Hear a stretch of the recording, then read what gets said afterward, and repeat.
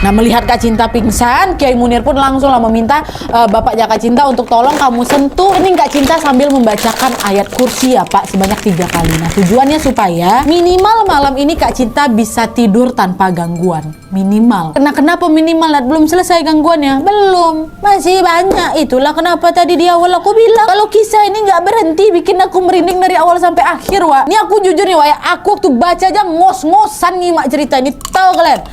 Ntar loh. Istirahat aku bentar, Wak, ya.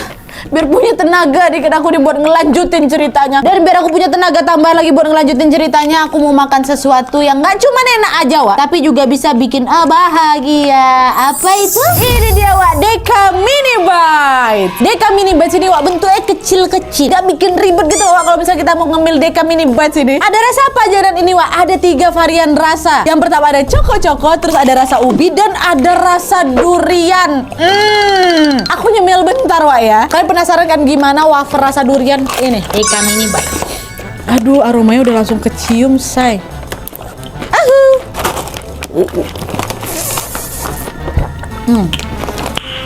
Nice. Mungkin kalian bisa dengar wafernya benar-benar renyah kali. Terus krimnya tuh lembut kayak melimpah gitu loh, nggak pelit isi krim tuh kalian. Kayak creamy inside, crispy outside gitu Dan pastinya rasanya unik kali. Wafer nih rasa durian, Wak. Pernah kalian makan wafer rasa durian? Belum pernah kan? Ini makanya coba. Deka Mini Bites rasa durian dan juga masih ada 2 rasa varian lainnya. Mumpung lagi ada promo nih, Wak, di Alfamart. Tambah 2.000 aja kalian bisa dapat 2 langsung. Tunggu dulu, enak kali sumpah. Ini soalnya duriannya kayak nggak enak gitu tau kalian kan? Bukan durian yang ngaco rasanya, durian enak. Oh, renyah kali. Dan selain coba yang durian, kalian juga harus coba yang coko-coko dan ubinya juga, Wak. Soalnya beneran setiap gigitannya ngerasa kayak begitu bahagia gitu, Pokoknya Deka Mini Bites, experience happiness in every bites. Taruhnya aku habisin setengah lah, boleh ya? Enak kali.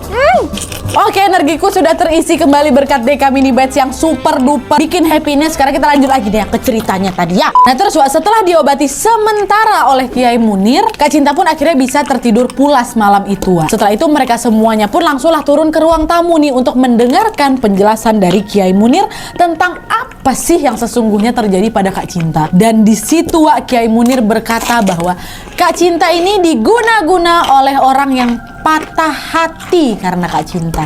Dan ternyata, Wak, ada nih seorang laki-laki yang mencoba untuk mendekati Kak Cinta, tapi Kak Cinta ini nggak mau. Ditolak sama Kak Cinta, Wak. Dan ditambah lagi dia nih tahu kalau Kak Cinta ini mau menikah sama Mas Danang. Karena itulah, Wak, dia ini makin jadi patah hati lagi. Dikirimlah santet, kenalah ke Kak Cinta. Definisi cinta ditolak dukun bertindak. Nah ini dia. Itu kata Kiai Munir, Wak. Dan setelah mendengar penjelasan dari Kiai Munir, papa mama langsung nangis segugukan, Wak. Kenapa ada yang tega giniin anak kita ya, Pak ya, kata mamanya kan. Dan Kiai Munir juga menambahkan, ibu bapak, Cinta ini harus segera dibersihkan dan dicari dari mana sumber guna-guna itu. Kalau sampai telat ditangani bisa sangat berbahaya, Bu. Saking kuatnya santet yang dikirim sama si laki-laki ini, saya sendiri pun sampai nggak sanggup ngobatin Cinta ini sendirian, Bu. Memang betul, Wak, Kiai Munir ini hanya sanggup membantu menenangkan dan memagari sementara aja supaya Kak Cinta ini bisa tidur pulas dengan tenang. Setelah ini bisa jadi Cinta kumat lagi gitulah. Dan selain itu juga Kiai Munir ini juga menyarankan supaya besok, Pak, Cinta nggak usah masuk kerja dulu. Dan saya minta semua barang-barangnya Cinta yang ada di kantor harus dibawa pulang ke rumah tanpa terkecuali.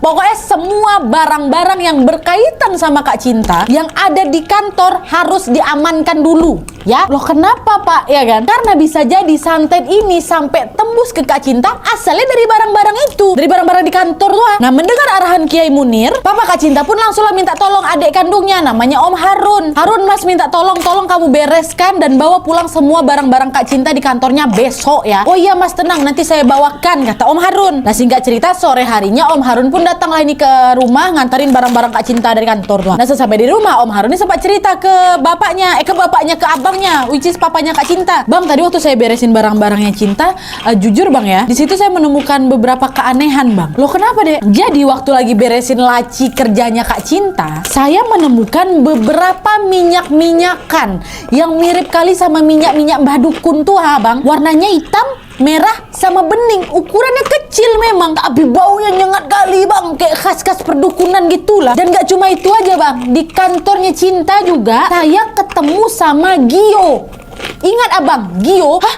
ada Gio. Kata bapaknya, siapa Mas Gio ini? Jadi Wak, Mas Gio ini ternyata dulu karyawannya bapaknya si Diandra, bapak Kak Cinta. Tapi setahun yang lalu pada saat itu, Mas Gio ini dibebas kerjakan atau dipecat dari kantor bapaknya karena terbukti menggadaikan 10 BPKB mobil HIS, mobil HIS. Aku tuh memang gak susah bilang HIS. 10 BPKB mobil HIS dan 3 BPKB sedan milik perusahaan bapaknya Kak Cinta. Bahkan gara-gara perbuatan Mas Gio itu, pihak pegadaian ini sampai-sampai hampir menyita HIS dan juga sedan milik bapaknya Kak Cinta. Tuh nggak? Maka itulah dia dipecat. Nah, waktu mereka semua dengar cerita Om Harun itu, disitulah mereka baru tahu kalau ternyata setelah nggak kerja sama papa, Mas Gio ini kerjanya di kantor Kak Cinta. Jadi apa? Jadi supir pribadinya bos Kak Cinta. Janggal kali kan, kok bisa kok tiba-tiba ke sana? Nah, di tengah keanehan dan kekacauan yang mulai seram ini, Papa, Mama, Diandra, dan Kak Andra sama Om Harun nih berusaha untuk menenangkan diri. Udah tenang aja, ini mungkin kebetulan aja gitu kan. Dan tuh setelah situasi udah mulai kondusif, mereka pun bersama-sama nih naik nih ke kamar Kak Cinta buat ngecek kondisi Kak Cintanya apakah baik-baik saja atau tidak. Mereka semua tuh berlima perlahan-lahan buka pintu kamar Kak Cinta. Dan waktu ini kalian tahu apa yang mereka lihat semuanya, Wak ya? Gak cuma berdua aja Andra sama Diandra, yang enggak, berdua ya semuanya. Waktu pintu dibuka, di sana mereka lihat sosok Kak Cinta sedang tidur terbaring di atas ranjang sambil melipat kedua tangan di dada. Tapi Wak, yang anehnya adalah rambutnya Kak Cinta tuh gimbal. Jadi gimbal, panjang, warnanya putih. Kalian ingat Kak Cinta rambutnya warna apa? Hitam. Terus apa? Pendek. Ini nggak panjang, gimbal, hitam. Putih, sorry Ma. Dan sosok yang terbaring itu wajahnya mirip kali sama Kak Cinta. Mirip kali. Cuman kulitnya keriput, kusam, kukunya panjang-panjang, warnanya hitam. Macam nenek-nenek lusuh. Apa nggak bingung, terkejut mereka nengok Kak Cinta situ, Wak? Tidak, matanya terpejam gitu, Wak. Itu cinta, tapi bukan cinta yang mereka tahu gitu, Wak. Mirip. Nah, terus tiba-tiba ya dalam keadaan mata tertutup itu, dengan suara serak Kak Cinta berkata, gadis ini akan saya jadikan istri. Saya bawa ke alam saya. Jangan coba-coba menghalangi saya, atau gadis ini akan mati. Dengar Kak Cinta ngomong itu tanpa pikir panjang lagi, papanya Kak Cinta minta Om Harun untuk cepat kamu telepon Kiai Munir. Dan sambil nunggu Kiai Munir datang, papa langsung mendekati Kak Cinta, disentuhnya keningnya pakai jempol, dan berulang-ulang papa membacakan ayat kursi, Wak. Disitulah Kak Cinta yang awalnya terpejam terbelalak matanya langsung. Dia teriak kencang, nangis kesakitan, terus ketawa cekikikan lagi. Gitu terus, Wak, berulang-ulang, ketawa lagi, teriak-teriak lagi, nangis lagi. Habis itu menjelang maghrib sekitar jam 5-an waktu itu barulah itu Kiai Munir nyampe, Wak, di rumah. Kak Cinta masih terus tuh histeris, Wak. Kiai Munir langsung membantu membacakan doa, dan di situ mama mereka, Om Harun, Mas Andra, Diandra juga ikutlah tuh membaca 2 ayat terakhir surat Al-Baqarah kan. Dan meski terus meraung-raung, Wak, perlahan-lahan tubuh Kak Cinta nih kembali lagi seperti semula, alhamdulillahnya. Udah bukan menyerupai sosok nenek-nenek itu lagi, Wak. Dah tuh kan terus mereka baca. Nggak lama setelah itu azan maghrib pun mulai berkumandang. Nah, waktu terdengar suara azan ini, kalian tahu Kak Cinta ngapain? Tiba-tiba Kak Cinta terentak bangun, Wak. Bangun, terduduk, dan langsung muntah darah warna hitam pekat, busuk kali baunya, nak, kata dia. Terus terbayang, astagfirullahaladzim. Dan setelah itu Kak Cinta pun langsung pingsan, Wak, di pangkuan bapaknya. Pingsan tapi untung. Nah, sekarang udah selesai gangguannya? Belum. Duduk dulu. Ingat kan kalian di awal tadi aku bilang kalau misalnya Kiai Munir ini nggak sanggup ngobatin Kak Cinta itu sendiri. Nah, itu karena apa? Karena ternyata jin yang memasuki tubuhnya Kak Cinta ini banyak kali, Wak. Macam lagi antri mereka tuh mau masuk ke dalam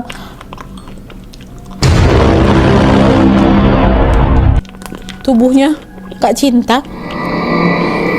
Nah,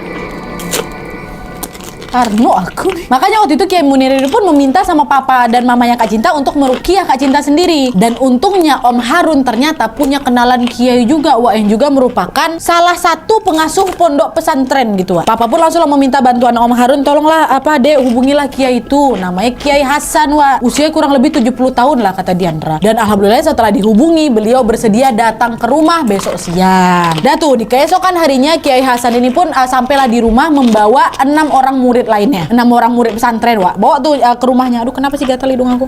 Maaf. Dan sesaat setelah sampai, Wak, Kiai Hasan langsung melihat sekeliling rumah dan kemudian beliau berkata kepada Papa, Pak, orang yang mengirim santet ini juga tidak suka dengan Bapak dan dia sakit hati karena cintanya ditolak sama Mbak Cinta yang sebentar lagi mau menikah. Nah, sampai sini jelas kan, Wak, ya, kenapa santet yang dikirim ini kuatnya minta ampun. Orang yang ngirim ini cuma satu, tapi dia menyimpan 2 rasa dendam yang amat besar. Satu ke bapaknya si Cinta, satu lagi ke Kak Cinta.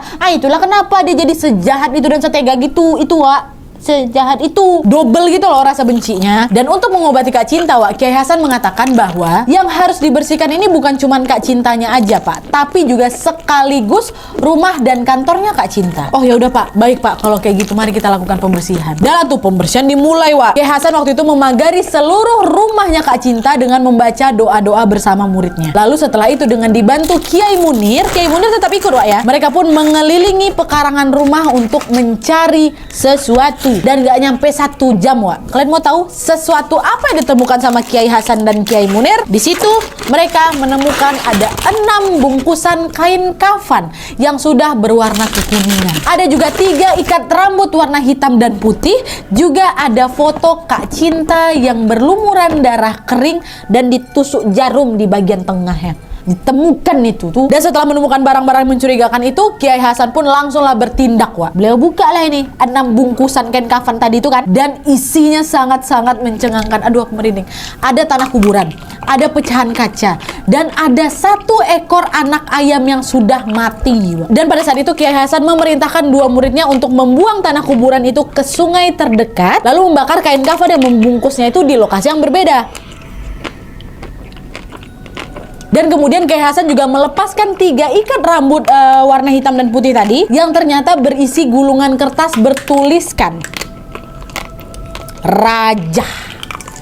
Ya, nggak tahu aku arti raja tuh apa. Dan tanpa pikir panjang langsung dibakarlah itu gulungan rambut sama kertasnya. Nah, lanjut lagi ke fotonya Kak Cinta yang berlumuran darah tadi loh. Nah, Kiai Hasan pun langsung mencabut jarum yang tertancap di dada fotonya Kak Cinta dan dibawa masuk ke dalam rumah, Wak. Nah, sesampainya di dalam rumah, Kiai Hasan meminta segelas air dan merendam foto Kak Cinta ke dalam air tersebut. Dan seketika waktu itu Kak Cinta yang lagi terbaring pun langsung berteriak sekencang-kencangnya dan berkata dalam bahasa Jawa, "Ngaleh, lungo, mati kabeh," kata dia. Nah, mendengar Kak Cinta yang terus berteriak, Kiai Hasan pun meminta Papa untuk lagi-lagi memegang kening Kak Cinta sambil membacakan Al-Fatihah dan juga menyebut nama lengkap Kak Cinta binti namanya Papa. Kiai Hasan juga meminta semua yang ada di ruangan turut membacakan doa juga. Dan kalian tahu setelah itu apa yang terjadi? Setelah berontak berkali-kali, Kak Cinta pun akhirnya muntah lagi, Wak. Tapi kali ini bukan muntah darah kayak sebelumnya. Kak Cinta nih muntah air dan juga beberapa helai rambut.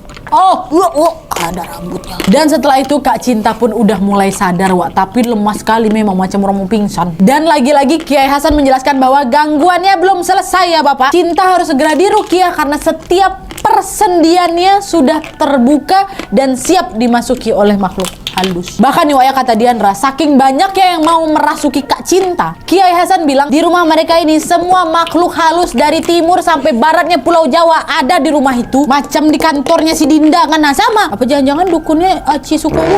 Aduh, jangan disebut. Enggak lah, beda, bukan. Yang penting rame, Wak, di situ ada semuanya dari timur sampai baratnya Pulau Jawa. Dan akhirnya tanpa menunggu waktu lama, Wak, proses ruqyah pun langsung dilakukan. Kiai Hasan terus berdoa sambil memegang air putih yang berisi foto Kak Cinta tadi. Dan kata Diandra, Wak, ajaibnya Nat, waktu itu air dalam gelas yang berisi foto Kak Cinta tuh yang tadinya keruh kali, Nat, pelan-pelan mulai jernih. Kiai Hasan pun langsung memercikan air itu ke wajah, ke telapak tangan, dan juga ke kakinya Kak Cinta. Di situ Kak Cinta masih berteriak, Wak, kesakitan, kepanasan, dan sampai akhirnya dia muntah lagi. Kiai Hasan balik lagi nih meminta segelas air untuk didoakan dan menyuruh Kak Cinta untuk minum lagi. Dan lagi-lagi Kak Cinta muntah dan pingsan lagi. Banyak laginya kan? Dan akhirnya, Wak, setelah proses pembersihan yang sangat panjang dan pastinya melelahkan, Kak Cinta pun alhamdulillahnya sembuh sekarang, Wak, dari rentetan kejadian itu. Dan dari ini semua, Diandra ini sebenarnya udah mulai curiga sama seseorang, Wak. Udah curiga dia. Satu orang. Bisa kalian tebak siapa? Ya, Mas Gio.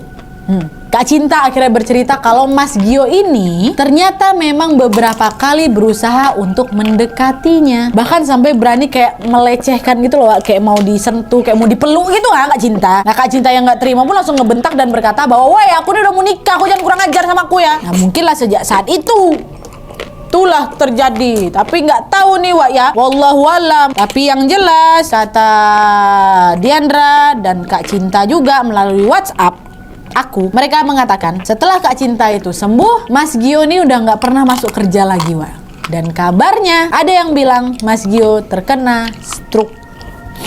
Dan mereka beranggapan kalau memang betul santet itu ulahnya Mas Gio, bisa jadi sekarang yang dialami Mas Gio adalah karma kepada Mas Gio-nya, kata Kak Cinta dan Kak Diandra. Wallahu alam.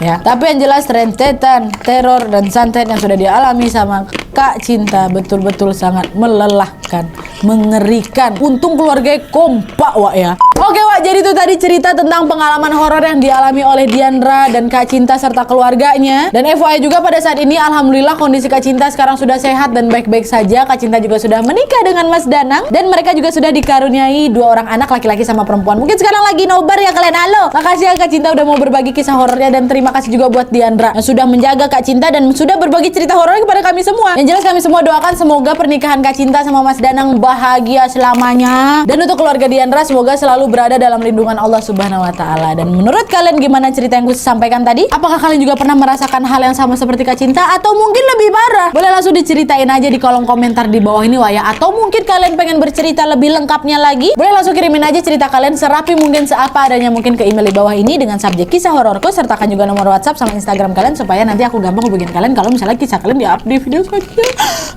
Oke, jadi sekian dulu videonya. Terima kasih banyak yang sudah menonton. Kalau kalian suka video ini, klik like-nya. Jangan lupa komen di bawah untuk ide dan saran-saran untuk video selanjutnya. Jangan lupa nyalain notifikasinya supaya kalian tahu kalau supaya kalian sama-sama untuk menegangkan dari channel aku. See you next video, bye.